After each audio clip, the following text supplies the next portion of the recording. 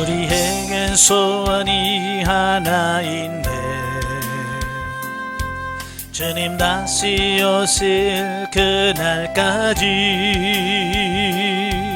우리 가슴에 새긴 주의 십자가 사랑, 나의 교회를 사랑케 하네.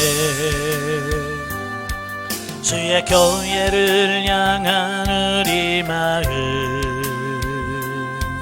희생과 포기와 가난과 고난, 하물며 죽음조차 우릴 막을 수 없네. 우리 교회는 이 땅의 희망, 교회를 교회되게, 예배를 예배되게 우릴 사용하소서. 진정한 부흥의 날 오늘 임하도록 우릴 사용하소서. 성령 안에 예배하리라. 자유의 마음으로 사랑으로 사역하리라. 교회는 생명이니 교회를 교회되게, 예배를 예배되게 우릴 사용하소서. 진정한 부흥의 날 오늘 임하도록 우릴 사용하소서. 아멘. 은혜로우신 아버지 감사합니다. 오늘 귀한 시간 허락해 주시고 자아의 파쇄와 영의 해방, 다섯 번째 시간 같이 나누게 하셔서 감사합니다. 오늘 말씀 나눌 때 우리 지각을 누리셔서 알게 하시고 생각나게 하시고 깨닫게 하옵소서. 시종을 맡겨오며 예수님의 이름으로 감사하며 기도합나이다. 아멘. 예, 이 시간에는 자아의 파쇄와 영의 해방 5장입니다. 111페이지에 보시면 5장 교회와 하나님의 역사에 대한 부분을 같이 나누기를 원합니다. 그러니까 5장에서는 이제 교회에 대한 부분, 교회론에 대한 바른 인식에 대한 말씀을 하고 있습니다. 자, 만일 우리가 참으로 하나님의 역사를 안다면 우리는 겉사람이 매우 큰 장애임을 시인하지 않을 수 없을 것이다. 그랬죠? 그러니까 우리가 하나님의 일함에 있어서 이 겉사람이 파쇄되지 않으면 하나님의 일을 할 수가 없다는 거예요. 근데 문제는 뭐냐? 많은 사람들이 이 자아를 파쇄하지 않고도 할 수 있다고 생각한다는 게 문제예요. 그래서 로마서 8장에 보면 사도 바울은 뭐라고 말씀하냐면 육신의 생각과 하나님의 생각이 다르다고 말씀하시고, 육신의 생각은 사망이요 영의 생각은 생명과 평안이라고 말씀합니다. 그리고 7절에 뭐라고 그래요? 육신으로는 하나님을 기쁘시게 할 수 없다고 말합니다. 근데 사람들은 기쁘시게 할 수 있다고 생각한다면 성경은 아니라고 말하는데, 이게 중요한 겁니다. 우리 생각이 맞을까요? 성경이 맞을까요? 당연히 성경 말씀이 맞죠. 그래서 우리가 우리 이 겉사람이 우리가 하나님의 일하는 데서 가장 큰 장애물이라고 하는 걸 우리가 시인하시고 인정하시길 바랍니다. 자, 우리는 오늘날 하나님께서 사람의 제한을 받고 계신다고 말할 수 있다. 여기서 제한받는다고 하는 것은 하나님은요 우리를 통해서 일하셔요. 근데 내가 안 해요, 못해요 그러면 하나님의 일이 못하게 되는 거예요. 그걸 제한받으셨다라고 표현하는 겁니다. 자, 하나님의 자녀들은 반드시 교회의 목적이 무엇이고 또 교회와 하나님의 능력과 그분의 역사가 어떤 관계를 갖고 있는지를 깨달아야 된다. 이제 교회관이 바른 정립이 필요하다고 말씀합니다. 그러니까 교회관이 잘못되면 많은 문제가 야기되어지고 있는 겁니다. 오늘 이 한국교회에 보면 이 교회관이 굉장히 잘못되어진 부분이 많아요. 특별히 이제 세속화되면서 대형화되면서 마치 기업화되잖아요. 그러니까 어떤 세상적인 이런 부분에서는 정말 대단하지만 정말 영적으로 보면 정말 성경에서 말하는 교회가 지금 우리 교회와 맞나? 이런 의문을 갖는 거예요. 저도 늘 목회를 하면서도 그래요. 정말 우리 교회가 정말 하나님이 원하는 그런 교회인가? 내가 지금 설교하고 있는데 지금 내가 성경적 설교를 하고 있나? 내가 강의하면서 내가 정말 성경적인 강의를 하고 있나? 이런 의문을 많이 갖거든요. 왜? 내 자신을 점검해야지. 그렇지 않으면 내가 잘못되었으면서도 잘못된 걸 모르면 안 되잖아요.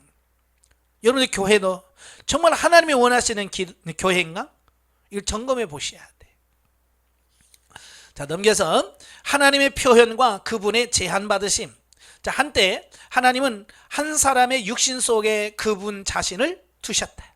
그분이 누구냐면 예수 그리스도예요. 이건 예수 그리스도의 성육신이죠. 예수 그리스도 안에 하나님께서 온전히 그 안에 함께 하셨어요. 이 사람이 바로 나사렛 예수님이시다. 이 육신은 하나님의 제한이 될 수 있었고 수도 있고 하나님의 풍성이 될 수도 있다. 예, 말씀이 육신이 되기 전에는 하나님의 풍성을 만질 수 있는 사람이 없었다. 그러나 말씀이 육신이 된 이후 하나님의 역사와 그분의 능력은 육신 안에 있게 되었다. 즉 하나님은 이 육신을 떠나서 아무것도 하지 않으신다는 것이고 하나님께서 이 육신의 제한을 받으신다는 것이다. 이게 하나님의 역사 방법이 뭐냐면 하나님은 우리 육신을 통해서 하나님의 일하기를 원하셔요. 그러니까 하나님의 설교하기를 원하실 때 하나님께서 그냥 설교하시는 게 아니라 하나님은 우리의 육신을 통해서 하나님 말씀을 선포하게 하시는 겁니다. 지금 이 시간도 마찬가지예요. 하나님이 직접 여러분에게 강의하셔요. 지금 하나님이 강의하셔요? 아니잖아요. 하나님이 육신인 저를 사용하셔서 저를 통해서 지금 강의를 하게 만드시는 거거든요. 이게 하나님의 역사 방법인 거예요. 그러니까 이 육신이 처리되지 아니하고 이 육신이 바뀌어지지 않으면 하나님의 일을 할 수가 없는 거예요. 그래서 이걸 하나님의 제한 받으신다라고 표현하는 겁니다. 네. 자, 그러나 성경에서 우리는 주님의 육신이 하나님께 제한을 주지 않았다는 것을 본다. 그분도 하나님께 제한을 드릴 가능성이 있었지만 실제로는 하나님의 제한을 드리지 않으셨다. 반면에 이 육신은 하나님의 풍성을 충만히 표현하였다. 하나님의 풍성이 이 육신의 풍성이 되었다. 이게 무슨 말이냐면 예수님은요 아예 자아가 파쇄되신 분이에요. 겉사람이 파쇄된 사람이기 때문에 하나님께서 예수님을 사용하실 때 어떤 제한이나 제약을 받지 않으시고요 하나님께서 마음껏 하나님이 일하실 수 있었어요. 왜? 예수 그리스도는 자아 이런 게 없었기 때문에 그래요. 아시겠죠? 근데 오늘은 하나님께서 뭘 말씀하셔도 우리는 이 자아가 거부하고 때로는 여기서 막아요.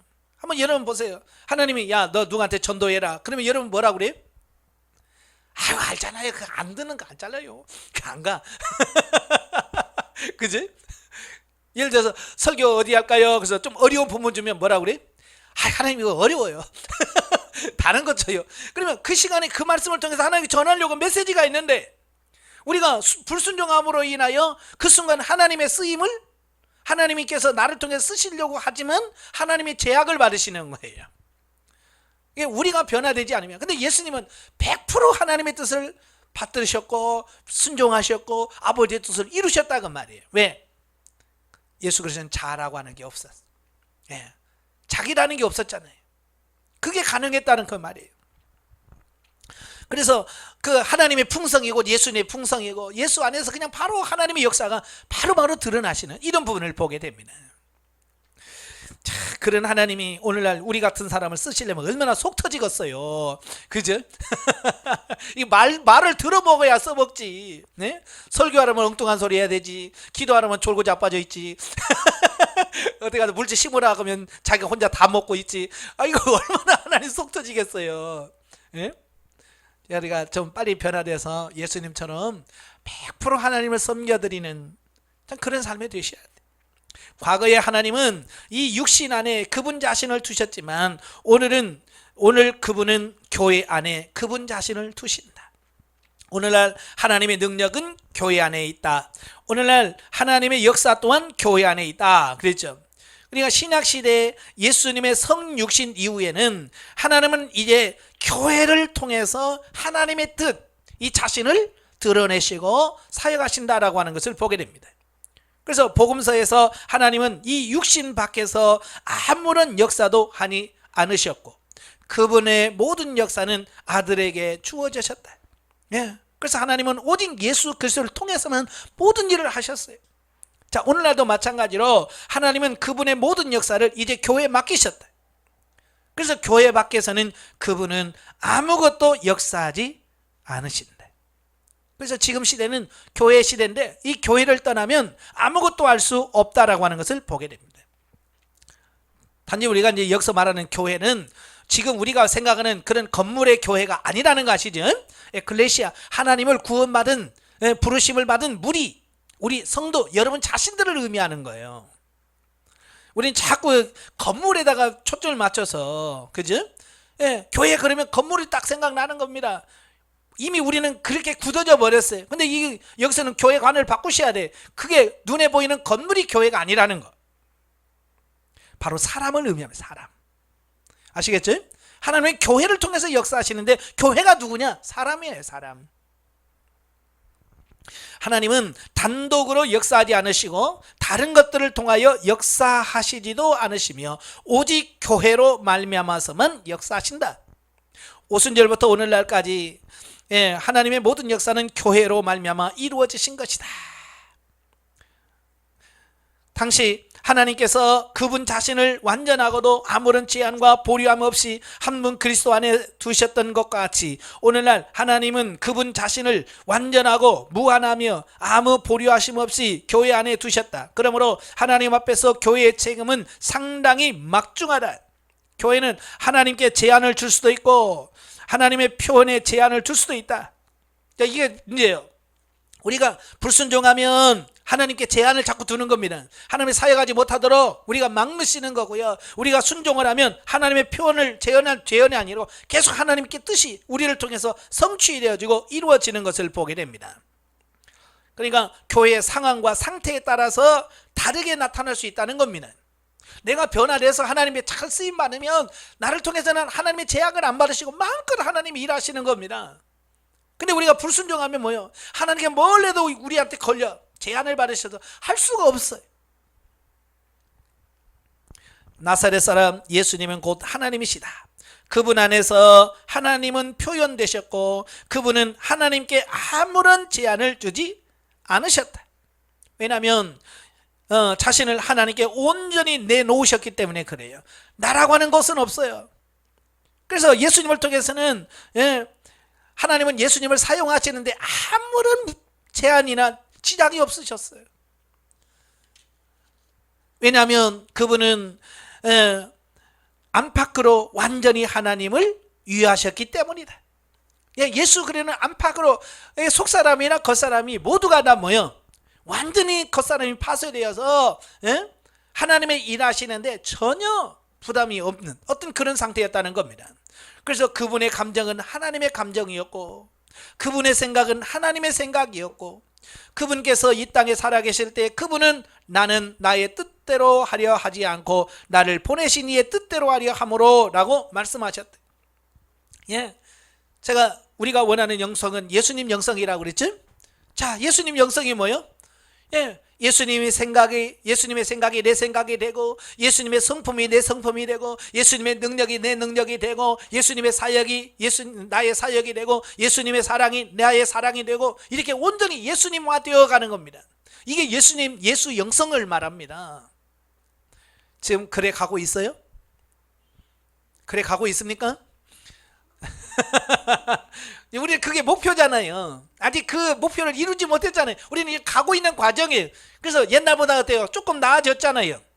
그죠? 성질머리가 좀 좋아졌고요. 혈기 내던 게 좀 줄었고요. 이제 그게 점점 줄어서 이제는 나라고 하는 존재가 없어져야 돼. 왜 혈기가 나옵니까? 나가 겉사람이 살아있으니까 혈기가 나오는 거예요. 이거 죽어봐야 안 나와요. 예수님은 어때요? 뺨을 때려도 예수님은 혈기 안 부리셨어요. 얼굴에 침을 뱉어도요 화내지 않으셨어요. 근데 만약에 여러분의 얼굴에 누가 침을 뱉어봐요, 여러분 죽을 거야 아마. 열받아가지고.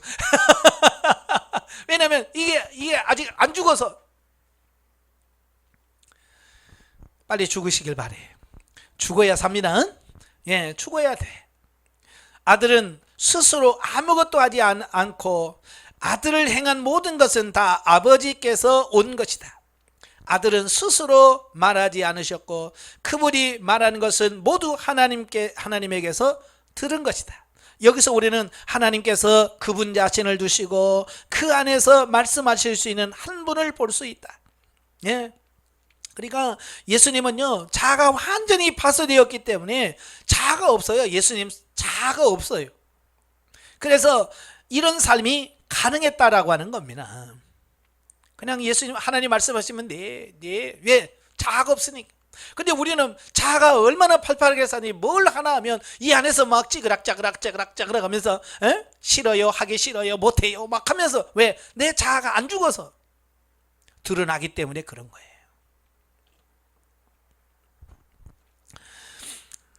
어느 날 하나님께서 그분의 생명을 사람에게 나눠주셔야 할 때 그분은 하나님의 밀로 땅에 떨어져 죽으심으로 많은 미랄을 맺으셨다.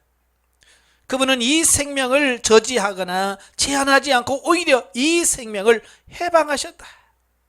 예, 우리도 자아가 파쇄가 되어 예수님처럼 이렇게 살 수가 있어요. 나가 아니라 오직 하나님을 위하여 살 수 있는 이런 삶이 되어지는 겁니다. 문제는 내가 내 자아를 어떻게 처리하느냐, 그렇지 않느냐에 따라서 이게 달라진다 그 말입니다.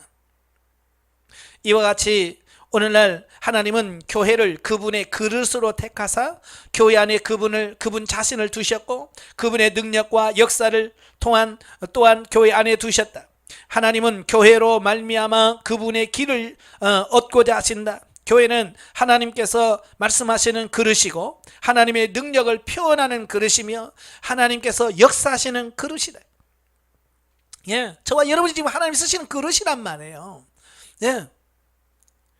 오늘 만일 교회가 하나님께 출구를 드린다면 그분은 그분의 능력과 역사를 행하실 수 있다. 그러나 만일 교회가 이렇게 할 수 없다면 하나님께 제안을 드리게 된다. 예. 지금 우리 한국 교회가 정말 하나님이 하시는 일을 나타내고 있는가?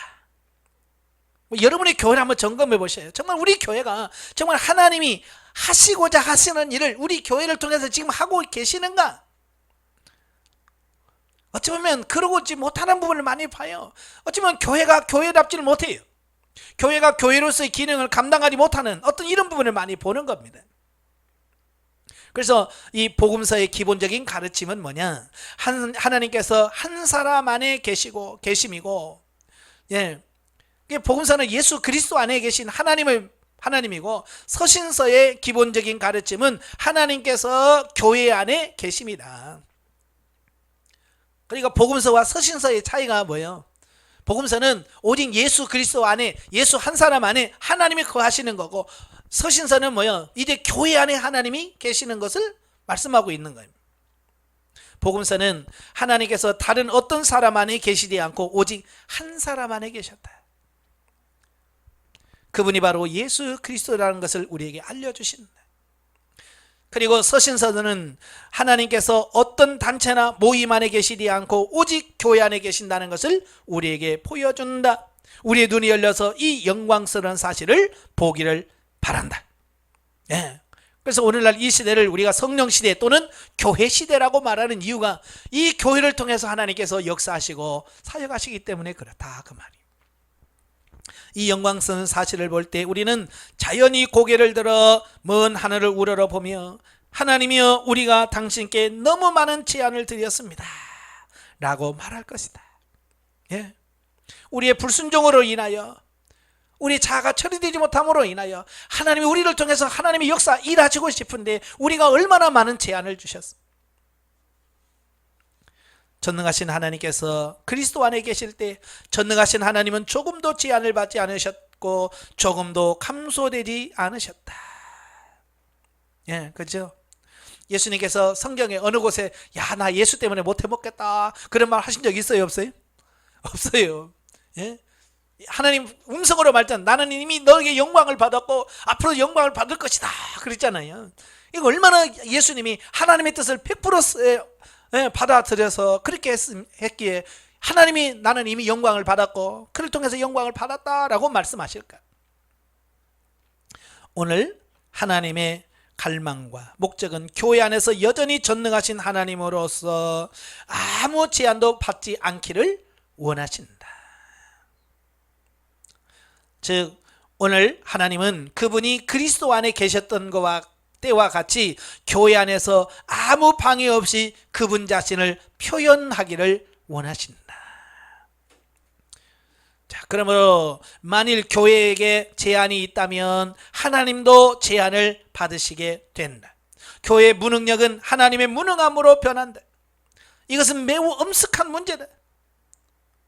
예, 내 문제가 아니라 나로 인하여 내가 무능하면 하나님 무능한 거예요. 아시겠죠? 예. 우리는 이것을 공경하는 마음으로 말해야 된다. 간단히 말해서 우리 모든 사람에게 있는 장애가 하나님의 장애로 변하고 우리 각 사람에게 있는 제한이 하나님의 제한으로 변한다는 것이다. 만일 하나님께서 교회로부터 나타나실 수 없다면 하나님께서는 출구가 없다. 예. 왜냐하면 하나님이 나타날 수 있는 유일한 출구가 교회인데 교회에서 하나님의 출구를 막아버리면 더 이상 하나님은 어때요?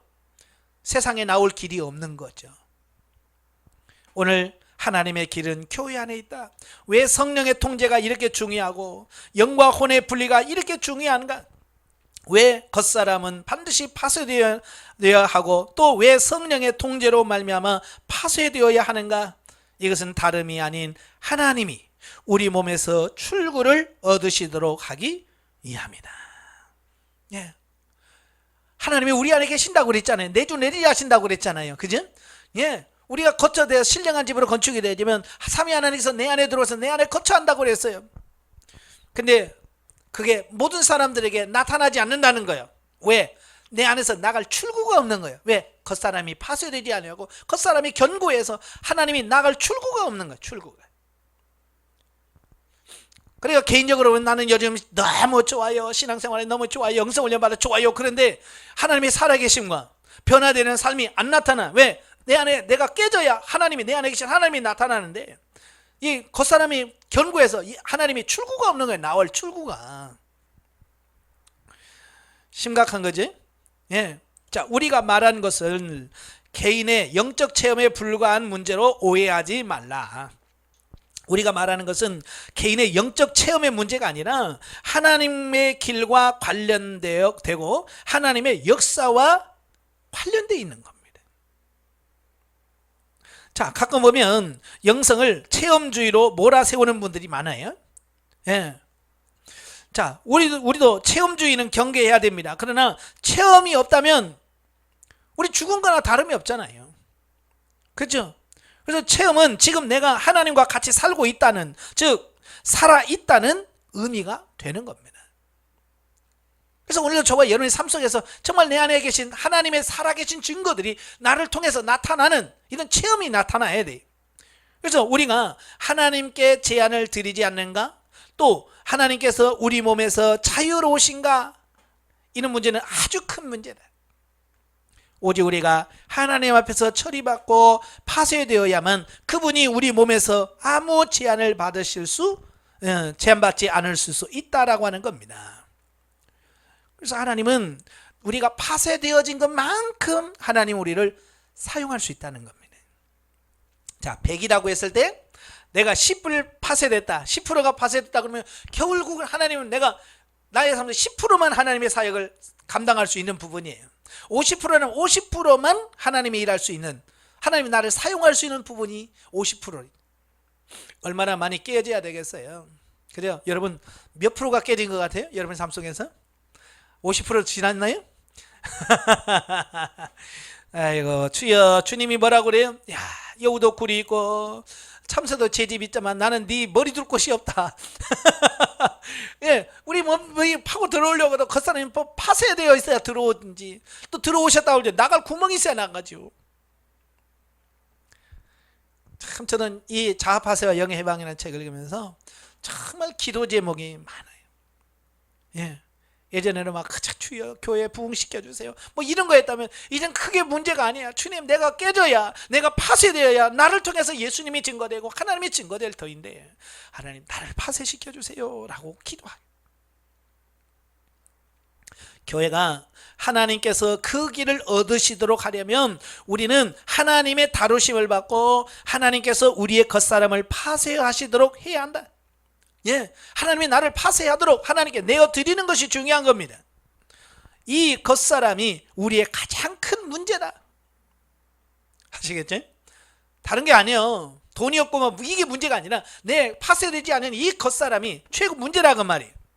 그래서 겉사람의 문제가 해결되지 않은 한 결코 교회가 하나님의 통로가 되는 문제도 해결될 수가 없다.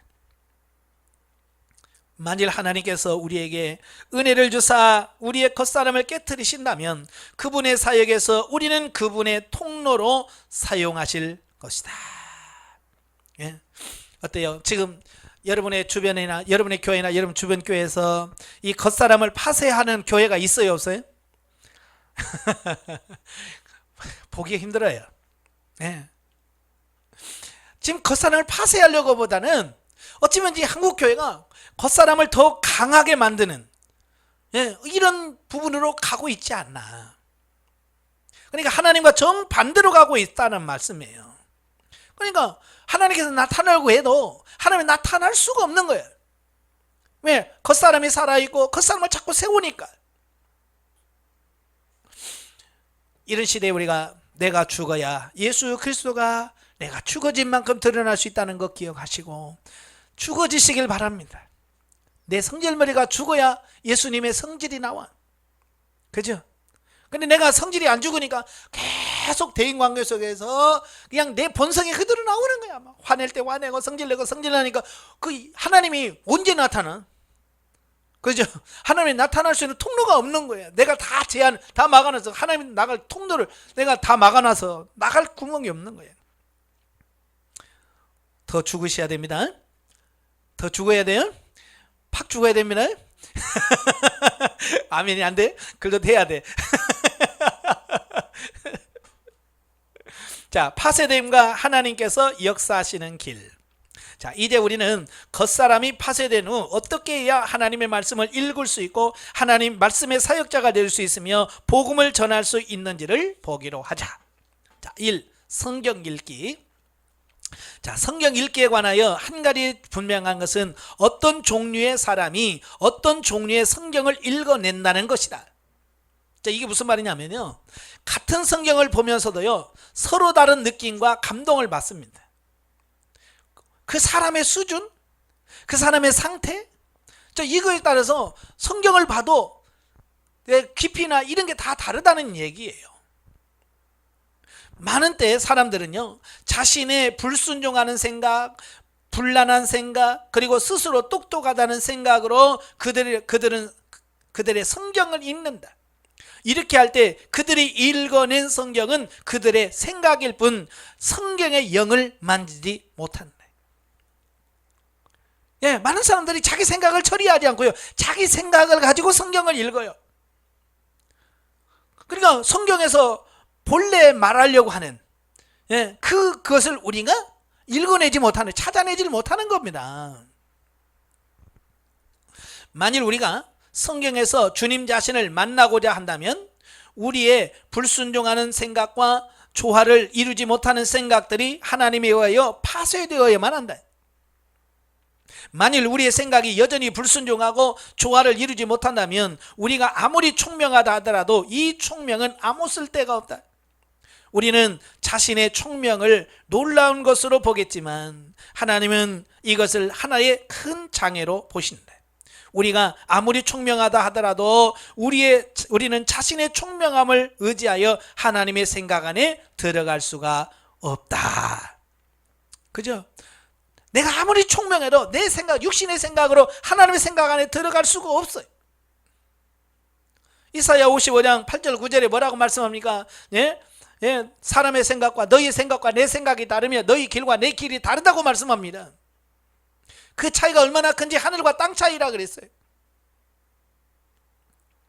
그러니까 우리가 아무리 똑똑하고 뭘 해도 하나님의 그 말씀을 제대로 이해할 수 없는 거예요. 깨달을 수가 없는 겁니다. 성경을 읽기 위해서는 최소한 두 가지를 우리가 갖춰야 되는데요. 첫째는 우리의 생각이 성경의 사상 안에 들어가는 것이고, 둘째, 우리의 영이 성경의 영 안으로 들어가는 것이다. 예, 당신은 바울이든 요한이든 성경을 쓴 사람들이 성경의 어느 단락을 쓸 때에 생각한 그것을 생각해야 한다. 이게 중요한 겁니다. 성경을 볼 때 바울이 왜 이 말씀을 썼지? 어떤 생각으로 이 말씀을 썼을까? 이걸 그래서 바울의 생각과 내 생각이 일치가 되어야 그 성경에서 말하는 의도, 목적, 이걸 정확하게 알아낼 수 있는 겁니다. 예. 또 당신의 생각은 그들의 생각 안으로 들어가야 되고, 그들의 생각이 시작된 데서 당신의 생각을 두어야 된다. 그러니까 성경 읽을 때 이게 굉장히 중요하다는 얘기예요. 그들의 생각이 발전한 대로 당신의 생각도 그렇게 발전되어야 한다. 당신은 저자가 생각해낸 이유를 당신도 생각해내야 한다. 저자가 생각한 가르침을 당신도 생각해내야 한다. 바꾸어 말하면 당신의 생각과 저자의 생각이 톱니바퀴 같아야 하고, 저자의 톱니바퀴가 당신의 톱니바퀴가 되어야 한다는 것이다. 예. 그러니까 성경에서 말씀하려고 하는 그것과 내가 이렇게 맞닿아서 이렇게 굴러가야 되는데, 이게 따로따로 가고 있다 그 말이에요. 그러니까 자기 생각과 자기의 마음을 가지고 성경을 읽는 겁니다. 그러니까 성경에서 말하려고 하는 본래의 그 의도를 정확하게 이해를 못하는 겁니다. 그래서 저도 이제 가끔 성경 설교하는 목사님들의 설교를 이렇게 가끔 듣다 보면, 저게 성경의 본래의 의미가 아닌데, 그렇잖아요. 성경에서 말하려고 하는 그 본래의 의도가 아닌데, 자, 그래서 의도를 전혀 다르게 설명할 때도 있단 말이에요. 그리고 어떤 의도와 목적을 가지고 그걸 끌어서 인용하는 이런 경우가 너무 많은 거예요. 다시 말하면 하나님의 말씀대로 가야 되는데, 하나님의 말씀을 내 의도로 끌어가는 겁니다. 그래서 이제 우리가 목회자들이 큰 실수하는 게 이제 바로 그런 거거든요. 예. 그러니까 성도들에게 이렇게 지도할 때에 고쳐야 된다는 생각이 강해요. 그죠? 저 성도들을 바꿔야 된다. 고쳐야 된다. 예? 그래서 고치려고 하다 보니까 어떠냐면, 말씀을 자꾸 내가 고쳐야 된다라고 하는 부분에다 이게 맞춰 끼워요. 그죠? 봐라, 성경에서 이렇게 하면 안 된다고 그랬지. 자, 이렇게 한다면 안 된다고 그랬지. 그래서 자꾸 성경을 갖다가 꽤 맞춰버리는 거예요. 이론적으로는 맞아. 그런데 어때요? 듣는 사람의 입장에서는 그걸 하나님의 말씀으로 이해가 안 돼. 예, 뭐라고 이해해요? 난 오늘 또 깠네? 이렇게 생각해버리는 거예요. 왜? 바로 내 의도를 그 사람은 알아버린 거예요. 그러니까 하나님의 말씀을 전하려고 하는 것이 아니라, 무슨 의도를 가지고 지금 그 말씀을 하고 있구나. 네? 지금 무슨 의도를 가지고 저런 설교를 하고 있구나. 이게 그들은 알아져 버리니까 더 이상 그 설교가 설교답지 않은 거예요. 그러니까 그걸 마음을 탁 닫아서 그 설교를 듣지 않는 겁니다. 나중에 또 그런 부분이 다 나와요. 자, 당신의 생각이 바울의 생각 안에 들어가고, 당신의 생각이 요한의 생각 안에 들어가며, 성경은 사상 안으로, 하나님에 의해 계시된 사상 안으로 들어갈 때 비로소 당신은 성경 말씀이 무엇을 말했는지를 이해하게 됩니다. 그러니까 성경을 내 안으로 끌어들이는 게 아니라 내가 성경 안으로 들어가야 돼요. 그래서 묵상이라고 하는 게 그래서 필요한 거예요. 그래서 하나님의 말씀을 깊이 묵상하는 게 그래서 중요한 겁니다. 그래서 저도 설교를 하기 전에, 하나님 이 말씀이 무슨 말씀입니까? 하고 그냥 이렇게 가만히 이렇게 깊이 생각을 하는 거예요. 근데 내가 막 짜내는 시나리오가 아니라 그냥 그 말씀으로 들어가려고 많이 노력을 해요. 그 말씀으로 들어가려고 하면 그 말씀 속에서 하나님께서 그 바울을 통해서 이렇게 말씀하시려고 하셨구나. 그 하나님의 의도, 그게 이해가 돼요. 이해가 돼요. 그러면 그 하나님의 말씀을, 마음을 이해가 되니까 전할 수 있는 겁니다. 근데 우리는 너무 바빠. 예, 목회사에게 너무 바빠요. 설교의 시간에 너무 쪼들리는 거야. 그러니까 어때요? 보면 딱 정해놓고 자기 생각으로 이거 1대지, 2대지, 3대지 이렇게 해서 막 이렇게 그걸 풀어가 버려. 숙제 풀, 뭐 수학 문제 풀듯이. 그러니까 본래 성경에서 말하려고 하는 그 의도와는 다르게 내 의도대로 설교가 되어지고 그렇게 되어진다 그 말이에요. 어떤 사람은 성경을 읽을 때 자기의 생각을 주제로 하고 성경의 사상은 다만 자료로 취하려고 한다. 그죠? 대부분이 그러고 있다고 말이에요. 대부분이. 그의 머릿속에는 자신의 교리가 돌아가고 있고 그 교리 속에 담은 자료를 성경에서 얻기를 바란다. 이게 주객전도라는 말이 여기 나오는 거예요. 그러니까 성경의 텍스트가 돼야 되는데 자기 생각의 텍스트가 되고 성경은 뭐예요? 그걸 꿰어 맞추는 이런 조건, 욕구, 그게 된다 그 말입니다. 메시지를 전하는 경험이 있는 사람은 다른 이들의 메시지를 5분이나 10분만 들어도 그들이 자신의 생각으로 성경을 인용하고 있는 것인지 아니면 그들의 생각을 즉 성경 사상 안으로 넣는 것인지를 즉시 알게 된다. 이 두 가지는 완전히 다른 두 한계 안에서의 메시지다. 그러니까 설교를 들어보면 벌써 이게 그게 분별이 되어지는 거예요. 분별이. 정말 자기 생각으로 성경을 인용하고 있는지 아니면 그들의 생각을 성경 사상 안으로 넣는 것인지. 예. 저는 이제 뭐 항상 극동방송이 자동차에 딱 정해져 있어요. 그래서 시동 걸면 극동방송이 나와요. 이제 그래서 어디 가면 이제 극동방송 설교 들으면서 가죠. 근데 어떨 때는요, 설교 들으면 한 1, 2분 만에 끌 때가 있어요. 그분이 얼마나 유명하고 뭐 이게 아니라 그분에서 설교를 통해서 전해오는 것이 분별이 되어지니까 더 이상 들을 수가 없어요. 저도 이렇게 분별이 된다면 다른 사람들도 제 설교를 들을 때 그러지 않을까. 그렇죠?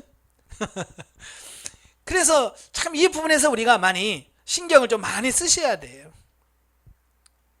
왜 성도들이 왜 설교 시간에 졸겠어요? 예. 제가 어느 분하고 하는데 자기 교회 목사님은 예배 시간에 졸면 막 혼낸대. 왜 졸냐고. 근데 저는 졸아도 가만히 있거든요. 내가 회개합니다. 왜요? 내가 또 영혼을 채웠구나. 그렇잖아요. 내가 깨어 있으면, 그렇잖아요. 내가 깨어서 정말 영적인 하나님의 말씀을 전하면 그분이 졸 리가 없는데. 그러니까 같은 사실을 봐도 그걸 통해서 깨닫는 게 다르잖아요. 어떤 사람은 성경대로 사람이 듣기 좋게 말씀을 전한다 할지라도 그의 생각이 성경의 사상과 완전히 위배되고 일치되지 않는 상반된 상태에 있을 수도 있다는 겁니다. 그러니까 많은 사람들이 뭐 좋아하고 많이 듣는 설교라고 해서 진짜 성경적이지 않을 수 있다는 얘기예요. 아시겠죠? 그러나 정반대로 어떤 사람은 성경을 설명할 때 그의 사상이 성경의 사상 안에 들어가 있고 그의 생각이 성경의 사상과 일치되며 성경의 사상과 융화되어 있다. 바로 이런 상태가 정상이라고 말입니다. 아시겠죠? 이래야 돼요. 그러나 이것은 모든 사람이 할 수 있는 일이 아니다. 다 그렇게 되고 싶은데 이게 아무나 되는 게 아니라고 말이에요. 자기 생각이 성경의 사상 안에 들어가게 하려면 겉사람이 파쇄되어야 한다는 겁니다. 아시겠죠? 그래서 겉사람이 파쇄되지 않는 사람은 성경을 읽어도 문제가 있고요. 문제가 있다는 겁니다. 왜냐하면 겉사람이 파쇄되지 않고 성경을 읽고 설교를 들어도 겉사람의 수준에서밖에 이를 받아들이지 못하는 거야. 이 영이 받아들여야 되는데 이 겉사람의 수준에서만 이걸 받아들이는 겁니다. 그래서 육적으로만 이해를 하는 거예요. 왜 저런 설교를 하지? 왜 저런 말씀을 하나? 그래야 되는데 그 육신적으로만 받아들여서 에이 오늘 은혜가 안 되네. 그냥 닫아버린다는 겁니다.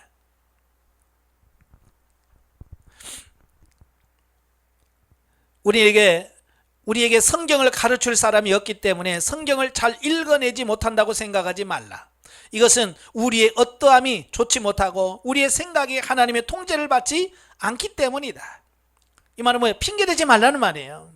제대로 막 가르쳐주는 사람이 없어요. 제대로 설교하는 사람이 없어요. 라고 핑계대지 말란 말이 내가 겉사람이 파쇄되지 못한 결과라는 겁니다. 일단 당신이 하나님에 의해 파쇄되면 당신 개인의 활동은 없어지고 주관적인 생각도 사라지게 된다. 또한 당신은 점차적으로 다소 부드러워지게 되고 조금씩이라도 주님이 무엇을 생각하는지를 만지게 되며 성경을 쓴 사람의 사상을 만질 수가 있으며 그것을 쫓아 생각에 이르게 된다. 겉사람이 파쇄되어야 당신은 하나님의 말씀의 사상 안으로 들어갈 수 있다. 이럴 때 겉사람은 더 이상 당신에게 장애가 되지 않는다. 예. 그래서 여러분이 겉사람이 파쇄되어야 그 하나님께서 뭘 말씀하시려고 하는지 그게 녹아진단 말이에요. 마치 소금이 물속에 탁 들어가면 어떻게 돼요? 녹아서 없어져 버리잖아요. 그렇게 녹아서 없어지는 것처럼 내 자아가 없어져야 되는데 물속에 넣는 소금이 그대로 떼굴떼굴떼굴 굴러다녀봐요. 그럼 뭐야 이거 맛도 못 내고 이거 씹히면 이빨 나가니까 못 먹잖아요. 그죠? 이렇게 하나님과 내가 하나가 되고 이렇게 돼야 된다 그 말이에요. 성경을 읽을 때 당신의 생각이 성경 저자의 생각 안으로 들어가는 것과 성경의 사상 안으로 들어가는 것은 중요한 일이다. 그러나 이것은 초보적인 것이다. 이것은 성경 있는 게 아주 기본이에요. 이게 되어야 성경이 있는 겁니다. 근데 지금 문제는 뭐냐? 우리가 지금 기초가 안 됐다는 거예요. 예, 기초가 안 되니까 그 다음 것도 안 되겠죠. 그죠? 예. 이것이 없을 때 당신은 결코 성경을 읽을 수가 없다. 예, 그러나 이것만 있다고 해서 다 성경을 읽을 수 있는 것은 아니라 금방 말했죠. 초보라고 그랬죠. 예. 어떤 사고나 사상을 가진 사람들은 자기가 가지고 있는 사상의 시각으로 성경을 봅니다. 근데 자기가 가지고 있는 사상으로 성경을 봐요. 가끔 오면 자 이런 분들이 있어요. 7월 달이 되면 그 동성애자들 축제가 있죠. 근데 동성애자들만 가서 있는 게 아니라 그 안에 어떤 목사도 가서 그들을 축복해야 된다. 그래서 그들 축복해주고 교단에서 징계하려고 하니까 법원에다 막 하고 재판 걸고 그랬잖아요. 그들이 뭡니까? 예, 이미 자기는 사상 안에 이미 성경 말씀을 딱 자기 사상을 읽고 그 사상에다 성경을 꿰맞추는 거예요. 그래서 성경에 정지하지 말라고 그러는데 왜 정지하냐? 그렇잖아요. 그리고 맞춰버리는 거야. 자기를 정당화시켜버리는 거야. 성경을 가지고. 보수주의자들도 마찬가지예요. 저도 정치 얘기는 안 하지만 광화문에 가서 맨날 광야 교회 해가지고 하는 사람들 보세요. 정말 성경적으로 하느냐? 지금 자기들이 가지고 있는 생각에다가 하나님을 꿰맞추는 거예요. 성경을 꿰맞추는 겁니다. 다 속는 거예요. 이건 무서운 거예요. 사상에다가 성경을 꿰맞추면 안 돼요. 근데 대부분이 다 그러고 있더라니까요. 진보적인 목사는 진보적인 상상에다 성경을 막 끌어맞춰. 봐라 이렇게 구제하라고 그랬지, 이렇게 하라고 그랬지. 그러면서 자꾸 그런 부분에서 진보적인 성향으로 끌고 가고, 보수적인 목회자는 막 보수주의로 끌어가고. 그러니까 성도들은 예를 들어서 보수적인 교회에서 진보적인 성향을 갖고 성도들은 맨날 설교 시간에 까. 그죠? 공산주의가 어쩌고 그런 거 막 하니까 성도들이 뭐라 그래요? 아니 내가 지금 그 설교 들으려고 온 거 아니잖아요. 그렇잖아요. 네? 나는 지금 하나님의 말씀을 듣고 싶어서 오는데 공산주의가 어떠고 진보가 어떠고 맨날 목사님을 강대에서 막 핏대 세우면서 막 하니까 아니 나는 이제 그 말 들으려고 교회 온 거 아니고 말씀 들으러 왔는데 그러니까 성도들이 자꾸 교회 가서 졸고 앉아있고 안 가려고 그러고. 네? 사상을 전하는 게 설교가 아니에요. 하나님의 말씀을 바르게 전하는 게 설교예요. 그래서 저도 그래요. 어떤 이런 설교하면서 정치적 얘기 잘 안 하려고 해요. 왜? 뭐 교인 중에는 진보 성향이 있는 사람도 있고 보수적인 성향을 갖고 있는 사람이 있잖아요. 예? 그건 다를 수 있습니다. 교회에서 진보 보수 하는 거 아니잖아요. 교회는 하나님의 말씀을 바르게 전하는 것이지 정치하는 곳이 아니잖아요. 왜냐하면 성경은 다만 어떤 사상이 아니기 때문이다. 성경의 가장 중요한 특징은 그 안에 하나님의 영이 있다는 것이에요. 예, 성경이 다른 게 뭐예요? 하나님의 감동으로 기록된 거예요. 성령의 감동, 영감으로 기록된 겁니다. 그래서 다른 거예요. 베드로든 요한이든 마태이든 마가이든 성경을 쓴 사람이라면 누구나 성령의 계시를 받아서 성경을 쓸 때 그것은 한 면으로 자기의 생각을 따라 썼지만 다른 한 면으로는 그들의 영이 성령을 따라 흘러나왔다는 것이. 그래서 이걸 우리가 성령의 감동을 따라서 기록했다. 그리고 이걸 영감설이라고 표현하잖아요. 그래서 뭐 기계적 영감, 축자적 영감, 유기적 영감설 이런 영감설이 있잖아요. 다만 사람들은 성경 안에 영이 있다는 사실과 신원자의 신원과 함께 영이 해방되었다는 사실을 깨달지 못한다. 예. 그래서 그들은 성경까지도 뭐로 보냐? 문학 작품으로 보는 거죠. 하나의 작품으로 보는 겁니다. 만일 오늘 당신이 신원자의 말씀 전파를 들었다면 당신은 그에게 말씀이 있고 어떤 사상이 있을 뿐 아니라 또한 당신 속에서 만져지는 분명한 무엇이 있다는 것을 깨달을 것이다. 우리는 이것을 영이라고 부른다.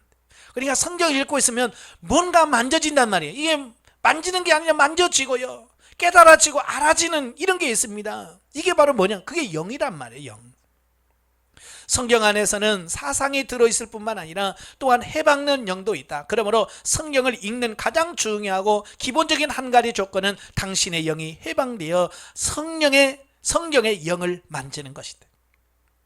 그래서 내가 영이 해방되어야 성경에서 해방되는 성령의 영을 만져, 그래서 정확하게 이해할 수 있고 깨달아줄 수 있는 부분이 되는 거예요. 당신의 영이 성경의 영을 만질 때 비로소 성경이 무엇을 말하는지를 깨닫게 될 것이다. 가령 개구장의 아이가 남의 집 유리창을 고의로 깨트려서 그 집주인이 그 아이를 심하게 책망하였다 하자.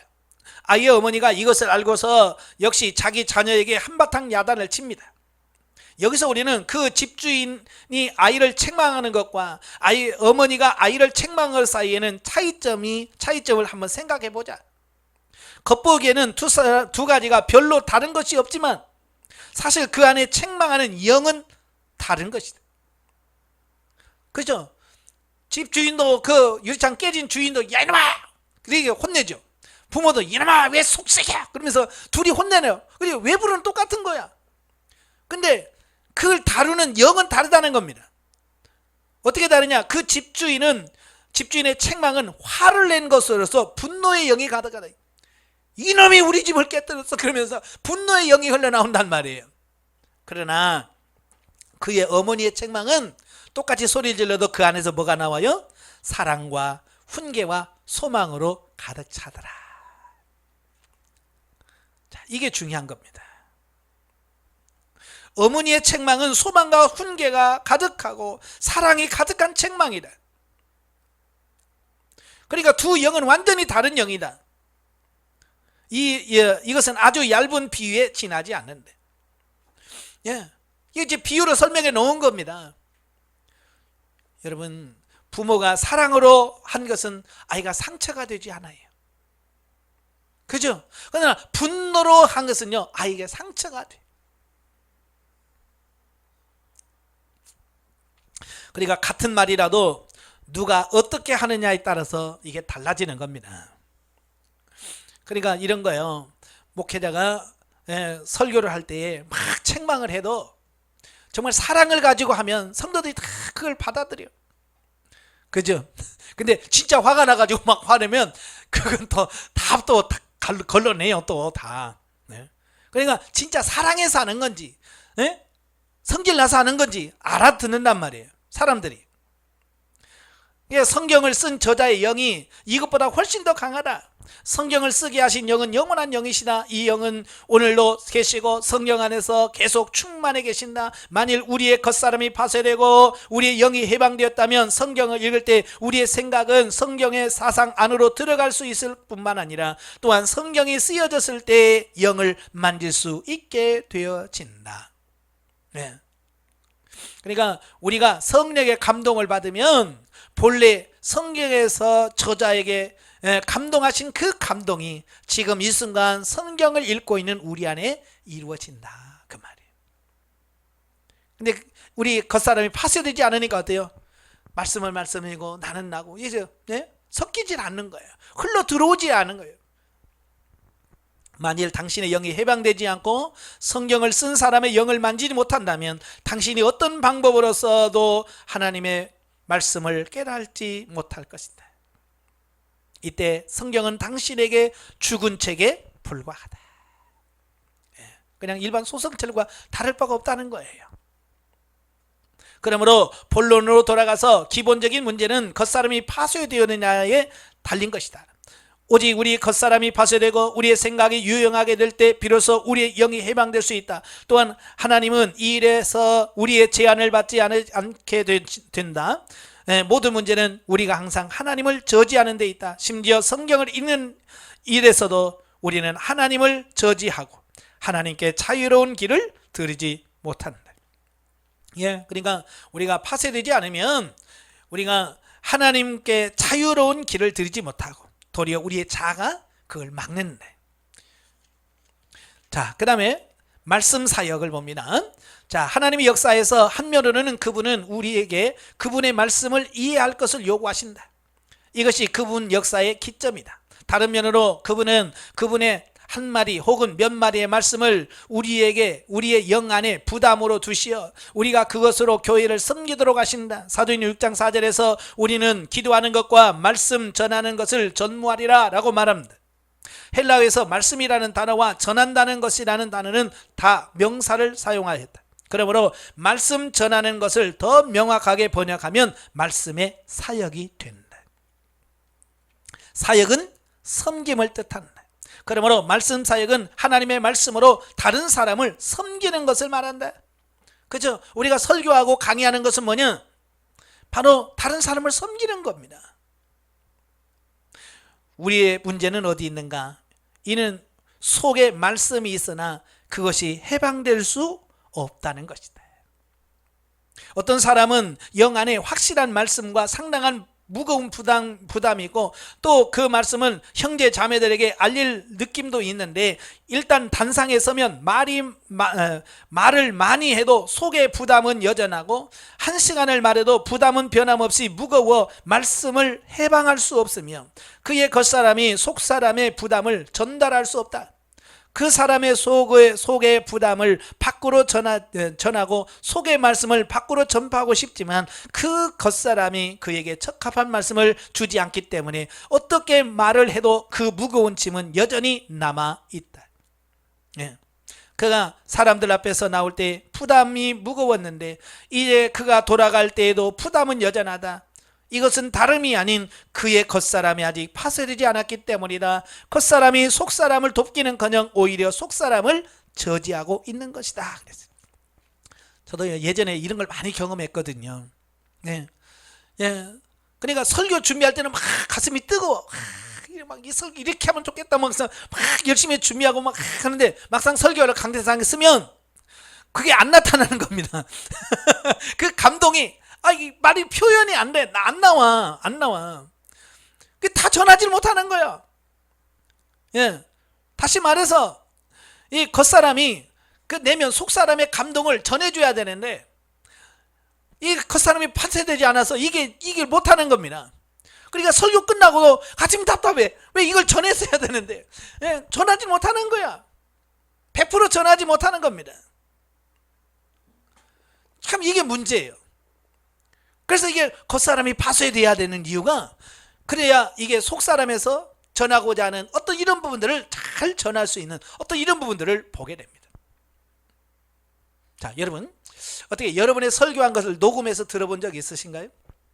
어때요? 은혜가 되던가요? 자기 설교에 정말 아멘 아멘 그럴 수 있어요?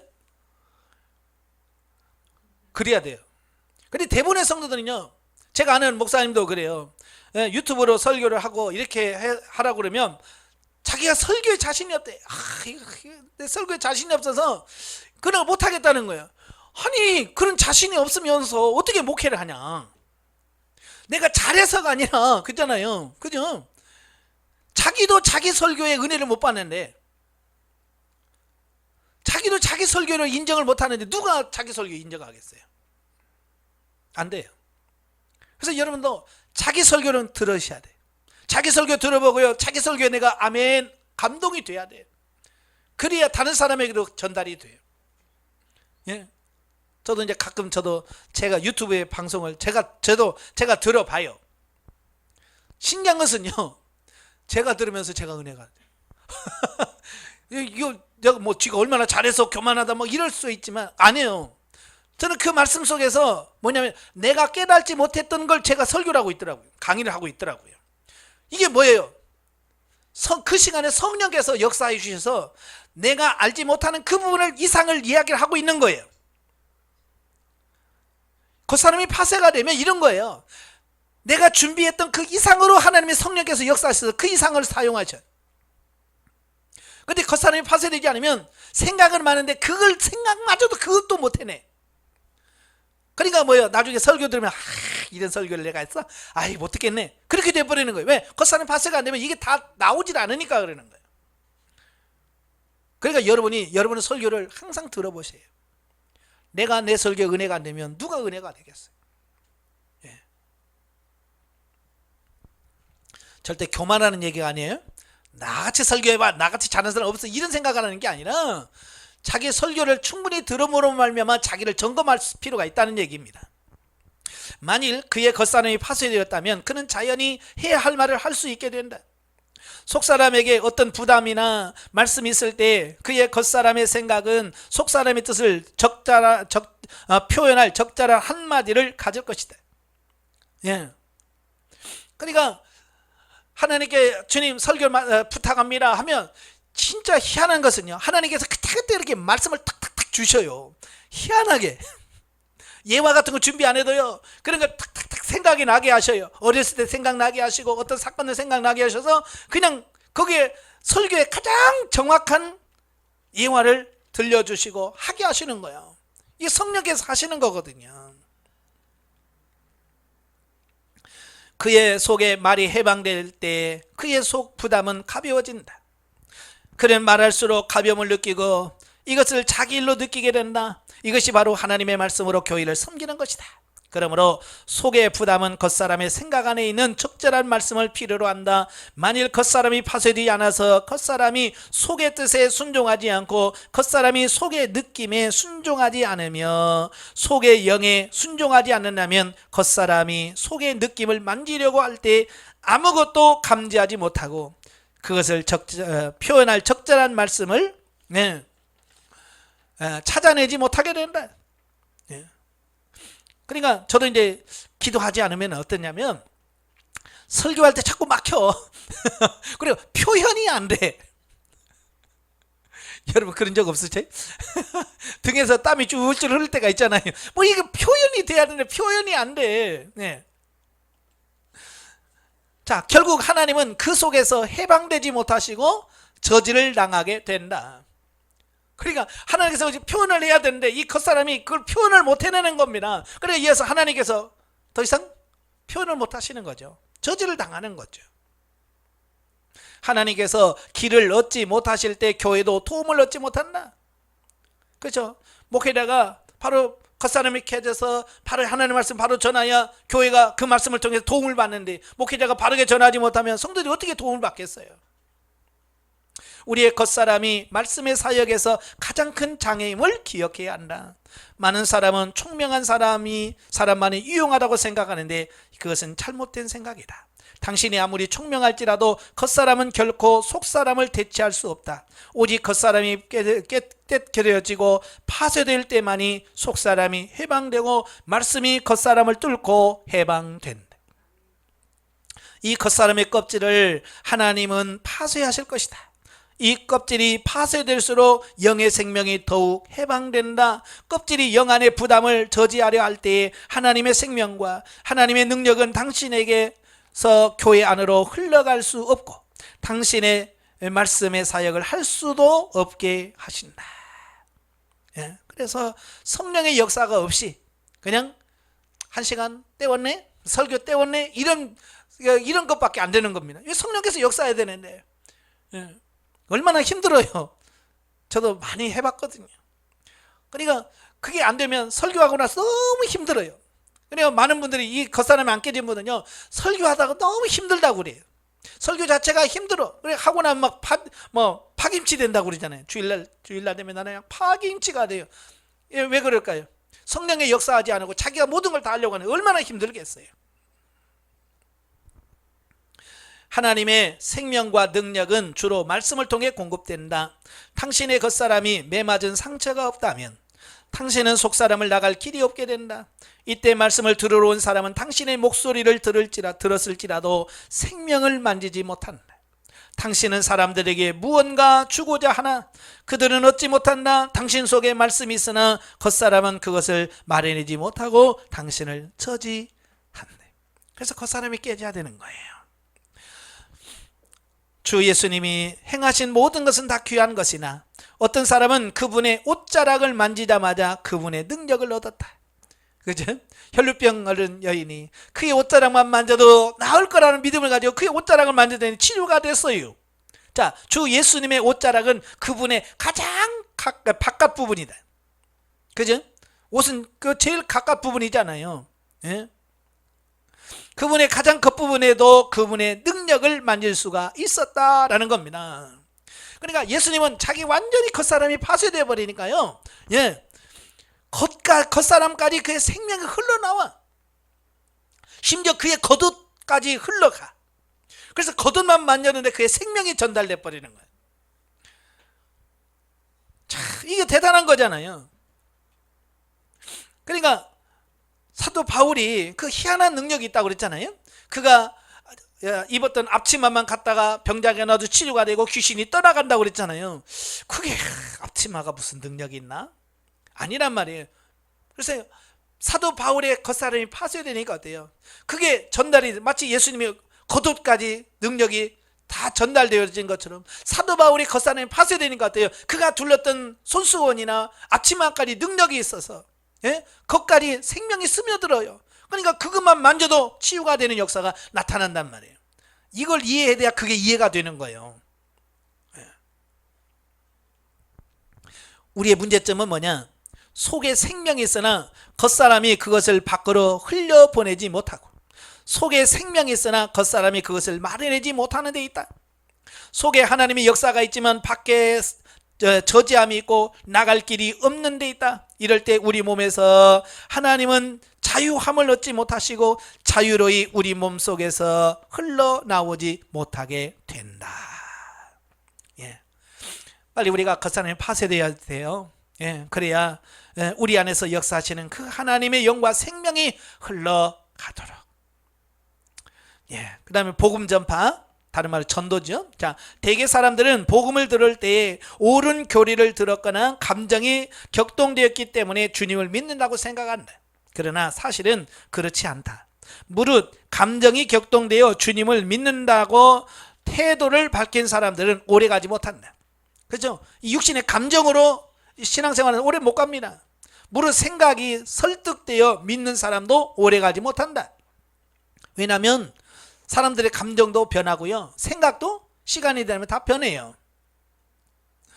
예. 믿는 데 있어서 생각을 사용할 수 있고 감정도 사용할 수 있지만 생각이나 감정만으로는 충분하지 않다. 이는 사람이 구원받는 것이 감정이나 생각에서 나온 것이 아니기 때문이다. 생각대로 된다면 안 되는 게 어디 있어요, 그죠? 생각대로 된다면 여러분 설교 못하는 사람 누가 있고, 생각대로 한다면 교회 부흥 못 시키는 속사 어디 있어요? 다 생각으로는 다 하고 싶죠. 근데 안 된단 말이에요. 예, 죄인이 하나님 앞에 엎드려질 수 있는 것은 겉사람을 뚫고 당신의 영이 해방되었기 때문이다. 그러므로 우리가 해방된 영을 가질 때 복음이 전파된다. 그러니까 전도할 때 우리는 말이 전파되는 것 같은데 아니란 말이에요. 그 말 속에 우리 영이 흘러가게 되어 있어요. 이게 겉사람이 파쇄가 되어야 되는 겁니다. 자, 예를 들어 놨어요. 하나님께 크게 쓰임받은 한 광부 형제가 있었다. 그가 쓴 본 것과 들은 것이라는 책은 그의 복음 전하는 체험을 말해준다. 이 책을 읽었을 때 우리는 깊은 감동을 받았다.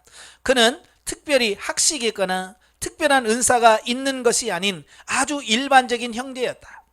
그러나 그가 자신을 주님께 온전히 맡겼기 때문에 주님은 그를 귀히 사용하셨다. 그의 특징은 무엇인가? 그의 특징은 그의 겉사람이 파쇄되고 그가 해방된 영을 가진 데 있다. 그가 처음으로 말씀을 전할 때는 그가 구원받은 때인 23살 때였다. 그는 어느 집회에서 전도자의 복음을 듣고 영혼을 구원해야 한다는 마음이 간절하여 그 전도자에게 말씀을 전할 기회를 달라고 부탁했다. 그러나 강단에 서자 그는 한마디도 말하지 못했다. 속은 막 전하고 싶은 감동이 오고 막 하는데 한마디도 못했다는 겁니다. 그의 마음은 영혼을 구원할 열성으로 가득 찼고 그의 눈물은 파도가 같이 밀려왔다. 결국 그는 두세 마디를 외쳤다. 그때 하나님의 영이 집회 장소에 충만하여 사람들은 자신의 죄와 자신의 상실된 상태를 깨닫게 되었다. 여기 비록 나이는 어리나 겉사람이 파쇄된 한 사람이 있다. 그가 몇 마디 말을 하지 않았지만 그의 영은 해방되었고 사람들이 그로 인하여 구원을 얻었다. 그는 일생 동안 많은 사람을 구원하였다. 자, 우리가 이제 목회자로서 우리는 설교를 잘해야 된다는 부담감이 있잖아요. 그죠?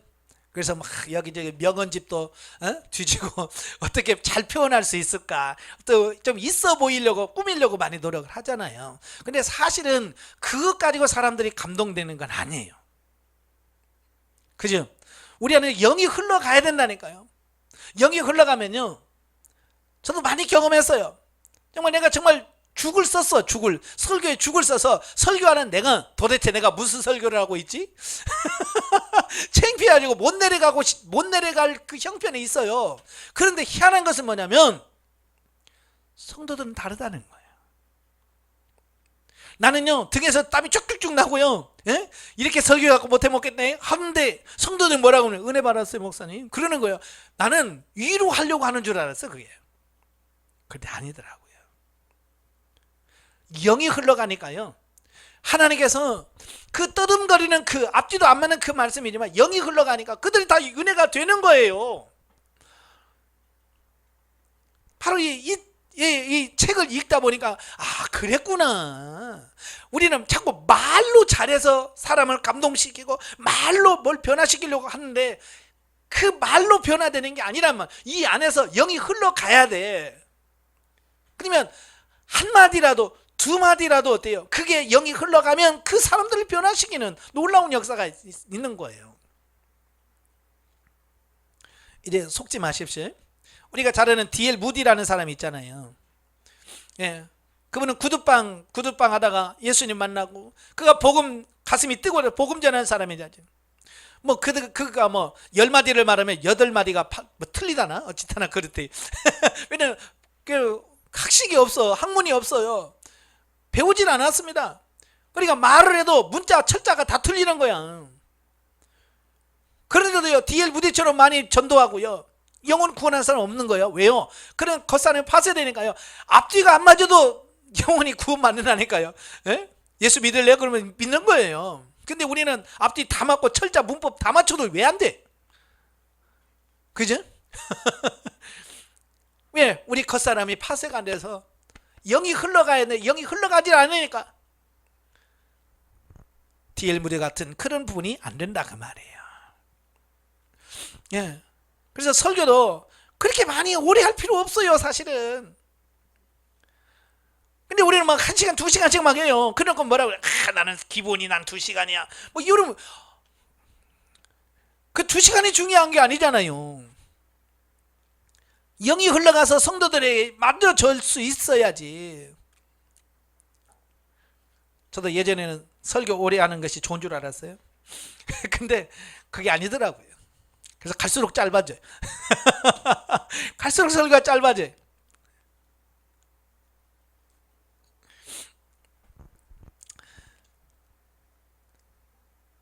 그는 일생 동안 많은 사람을 구원하였다. 그의 전기를 읽어보면 우리는 그가 영이 해방된 사람임을 알 수 있다. 이것이 바로 복음 전파의 길이다. 복음 전파의 길은 영의 해방에 있다. 겉사람의 강팍함이 사라지고 겉사람이 파쇄되었기 때문에 영이 해방될 수 있는 것이다. 사람을 볼 때마다 그를 구원하겠다고 느낄 때 당신의 영은 해방된다. 이것이 기본적으로 문제이다. 복음 전파는 전적으로 겉사람이 파쇄되고 속에 있는 영이 해방되어 사람들을 만지는 데 있다. 자, 이게 중요한 거예요. 그러니까 자아가 파쇄되고 해방된 영이 다른 사람의 영을 만져질 때에 영을 살리는 역사가 있습니다. 저도 지금도 잘 이해가 안 되는 게 그런 거예요. 제가요, 서울에서 영성훈련 받을 때요, 한 목사님이 오셨어요. 그분은 깡패 목사님이었어요.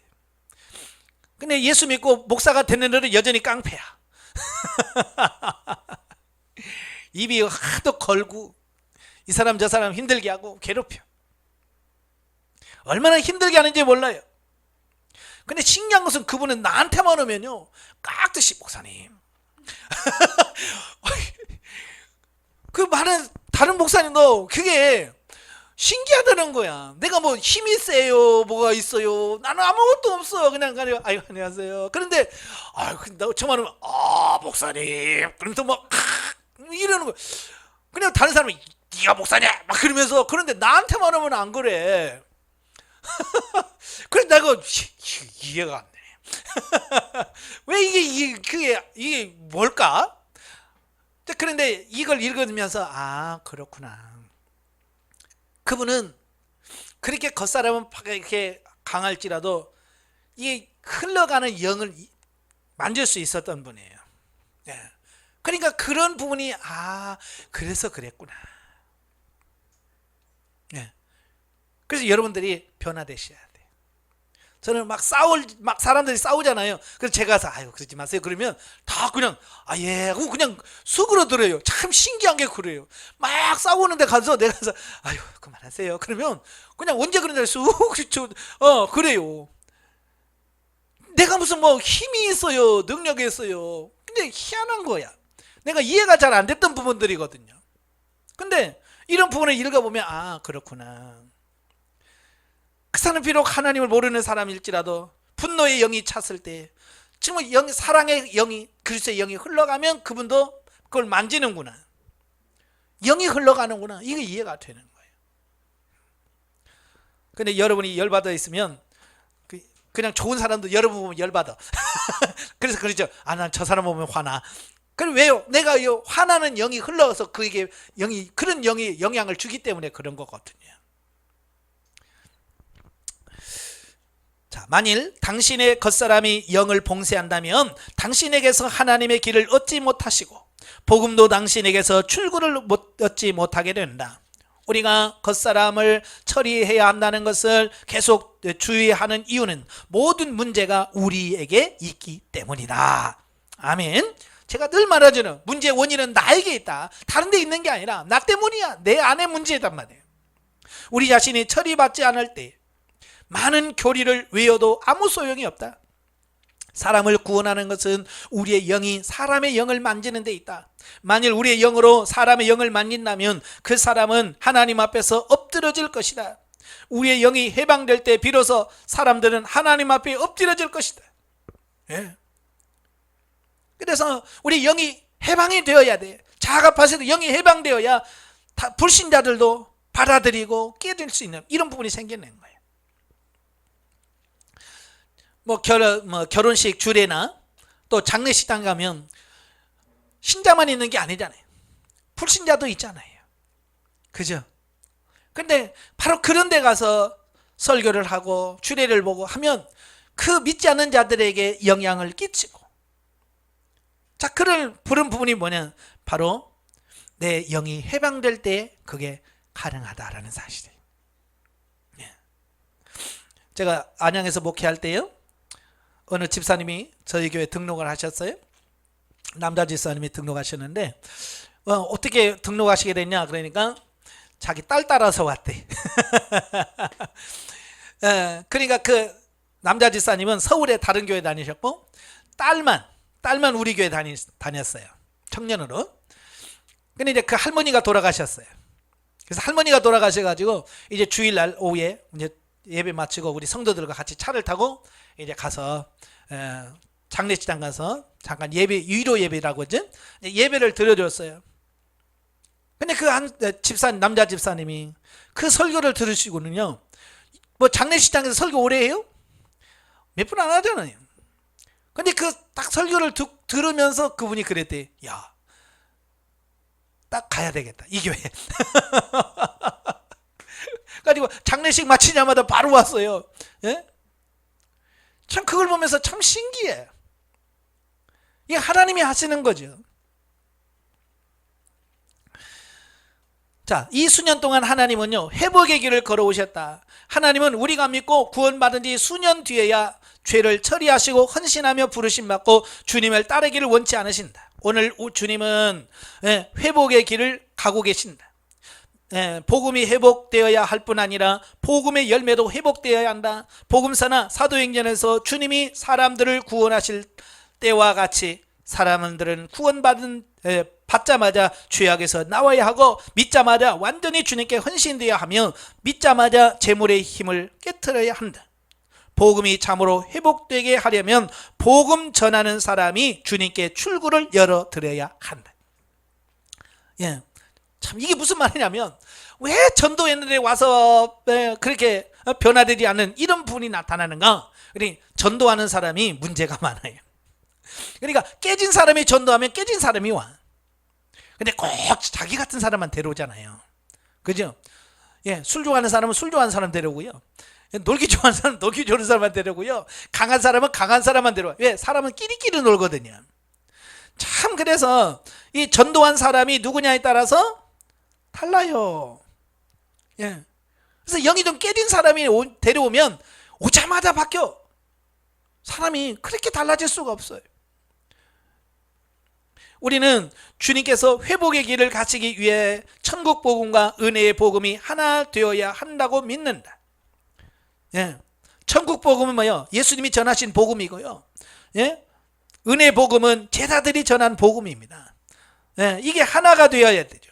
그래서 복음서에서는 천국 복음이 은혜의 복음과 구분되지 않았다. 나중에 은혜의 복음을 들었던 사람이 천국 복음을 못 들었기 때문에 은혜의 복음과 천국 복음을 둘이라고 생각하는 것 같다. 그러나 또 언젠가 은혜의 복음은 천국 복음과 하나가 될 것이다. 즉 주님을 영접한 사람이 곧 모든 것을 버린 사람이 되고, 주님을 영접한 사람이 또한 주님께 완전히 헌신된 사람이 될 것이다. 그때 사람들이 빈곤하게 구원을 받는 것이 아니라 강하게 구원을 받고 철저하게 구원을 받게 될 것이다. 그러므로 우리는 주님 앞에 고개를 숙이고 복음이 회복되어야 할 뿐 아니라 복음을 전하는 사람도 회복되어야 한다고 말해야 한다. 복음을 사람들 가운데 들어가게 하기 위해서는 하나님께서 반드시 우리 몸에서 해방되셔야 한다. 복음 전파에는 큰 능력이 있기를 갈망한다면 더 큰 대가를 지불해야 된다. 어떤 대가일까요? 자아가 파쇄되는 대가를 지불해야 돼요. 예. 만일 우리가 복음이 회복되기를 바라고 복음 전하는 사람이 회복되기를 원한다면 우리는 모든 것을 다 드리고 주님께 이렇게 말해야 된다. 주여, 내 자신의 모든 것을 다 드립니다. 당신이 내 몸에서 키를 얻으시기 원합니다. 교회로 내 몸에서 키를 얻기를 원합니다. 당신을 저지하는 사람이 되고 싶지 않고 또한 당신의 교회를 저지하는 사람이 되고 싶지 않습니다. 이렇게 기도하셔야 돼요. 주 예수님은 한 번도 하나님께 제안을 드린 적이 없으셨다. 그분은 하나님을 저지하신 적이 없으셨다. 거의 2000년 동안 하나님의 교회가 하나님께 제한이 되지 않도록 교회 안에서 계속 역사하고 계신다. 그리스도께서 하나님을 완전히 표현하시고 하나님의 장애가 되지 않으신 것처럼 교회도 하나님을 완전히 표현하고 하나님의 장애가 되지 말아야 한다. 아멘. 네. 하나님은 단계적으로 그분의 자녀를 가르치고 처리하시며 단계적으로 그들에게서 빼앗아 가시고 그들을 치신다. 하나님은 교회가 그분의 장애가 되지 않고 오히려 그분의 표현이 되는 날이 오기까지 계속 이렇게 역사하신다. 왜요? 그것이 하나님의 뜻이고 그래야만 하나님이 일하실 수 있기 때문입니다. 오늘 우리는 다만 고개를 숙이고 이렇게 말해야 된다. 주여, 저희는 참으로 부끄럽습니다. 주여, 우리가 당신의 역사를 지연시켰고 당신의 생명을 저지했습니다. 우리가 당신의 복음을 저지하였고 당신의 능력을 저지하였습니다. 우리 모든 사람은 하나님께 하나님, 내 모든 것을 다 드리오니 내 몸에서 당신의 길을 얻으소서라고 말해야 한다. 만일 우리가 복음이 철저하게 회복되기를 바란다면 우리 자신이 먼저 철저히 헌신되어야 한다. 우리의 복음 전파의 능력이 초기 시대의 교회 능력보다 못하다는 것만 느끼고 초기 시대의 헌신이 우리의 헌신과 다르다는 것을 잊어버리는 것은 어리석은 것이다. 예. 초대교회는 정말 대단한 일이 벌어졌잖아요. 그지? 예. 대단한 능력이 있었습니다. 그만큼 모두가 다 헌신했기 때문이고요. 예. 자기 가족이나 생업, 이 모든 것을 다 버리고 어때요? 예수 것을 따랐잖아요. 나를 따르라 그러면 어때요?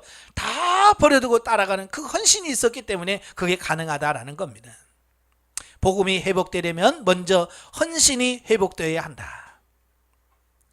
지금은 헌신은 아무도 희생하려고 하지 않잖아요.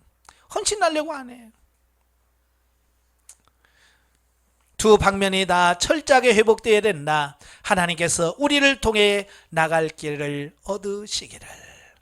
아멘. 자, 우리가 먼저 깨어지고 파쇄되어서 하나님이 쓰실 수 있는 그릇이 되고 또 우리가 헌신함을 통해서 우리를 통해 하나님이 일하실도록 우리 자신을 내어드리는 그런 헌신자가 되기를 주님으로 축원합니다. 기도하겠습니다. 은혜로우신 아버지, 오늘도 귀한 말씀을 듣습니다. 하나님은 우리 육신과 교회를 통해서 하나님이 일하시기를 원하시는데 우리가 정말로 우리 겉사람이 파쇄되지 못하며 우리 안에 불순종함으로 인하여 하나님의 일에 저지가 되어지고 하나님의 일을 방해할 때가 너무 많습니다. 예수님처럼 온전하게 우리 자아가 파쇄되어지게 하셔서 하나님의 일하는 데 방해가 되지 않게 하시고 우리를 통해서 하나님의 역사만 나타날 수 있도록 성령님 도와주옵소서. 아직까지 우리가 처리되지 못하고 깨지지 못한 부분이 있다면 철저하게 깨어지고 녹아지는 역사가 있도록 주여 도와주옵소서. 예수님의 이름으로 감사하며 기도합나이다. 아멘. 하나님께 오늘입니다.